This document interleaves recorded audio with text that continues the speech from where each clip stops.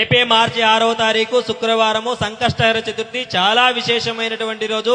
ఎవరైతే చదువుకునేటువంటి విద్యార్థులు, ఆర్థిక సమస్యలు ఉన్నటువంటి వారు, అప్పుల సమస్యలు ఉన్నటువంటి వారు, మీరు చేసేటువంటి పనుల్లో చాలా రోజులుగా ఆటంకాలు కలుగుతూ ఉన్నటువంటి వారు ఈ వీడియోను సేవ్ చేసుకోండి, 10 మందికి షేర్ చేయండి. ఈ రోజున తప్పకుండా స్వామివారికి ఉపవాసం ఉండండి.